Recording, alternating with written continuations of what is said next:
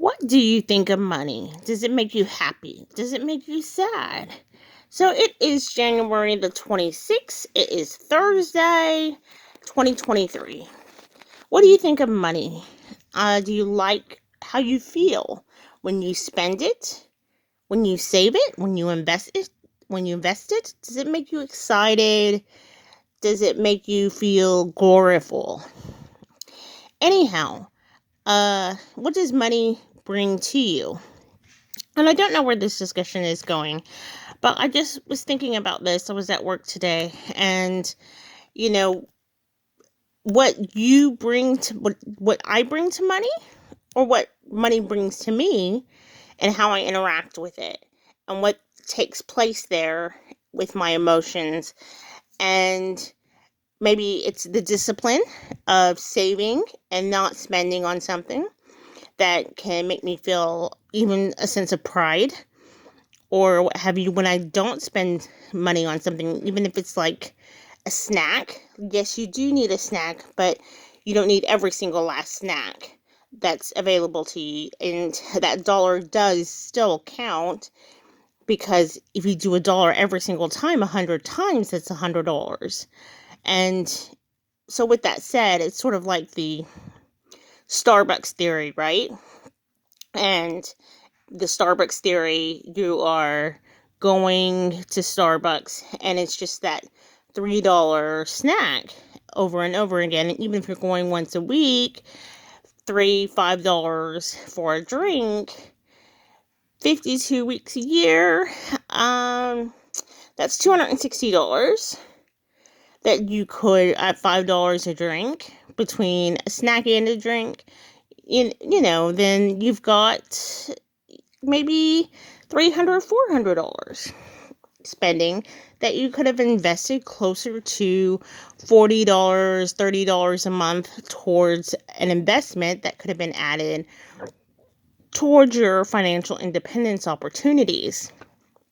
And if that's your goal, then what does money really bring you if it is not opportunity cost? And what is that opportunity cost for you if it's, would you rather live in the moment, or would you rather live towards, I don't want to say live in the future, but for some people, if they want to live in the moment, then they feel like others are living in the future that doesn't exist yet.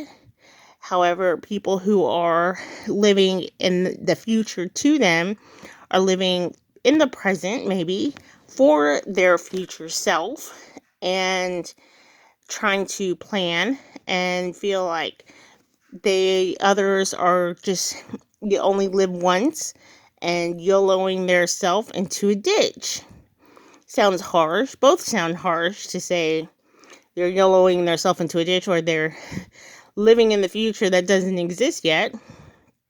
But however, what you have here is what money is bringing you, and when it's something that you're in control over, and you can change how you interact with it and how you feel about it. And it doesn't have to be either one of those. It doesn't have to be YOLOing or living in the future. It doesn't have to be either one of those. It's not a one size fits all, right?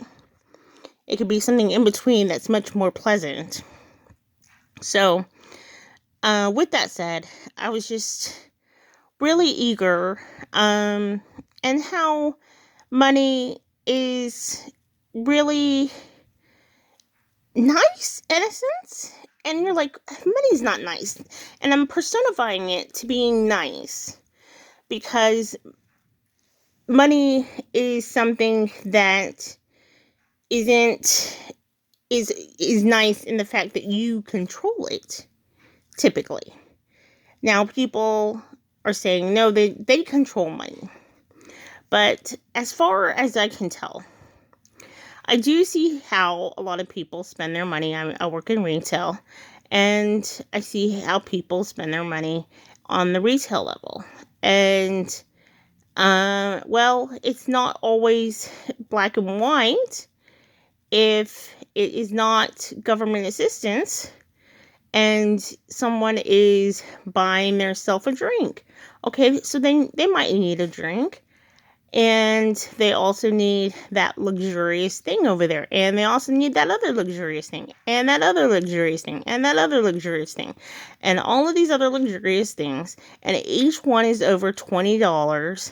And so what you have here is this person who is saying that they are poor and saying they can't afford stuff and saying they have to have an Uber ride. I have to have their friend drive them around.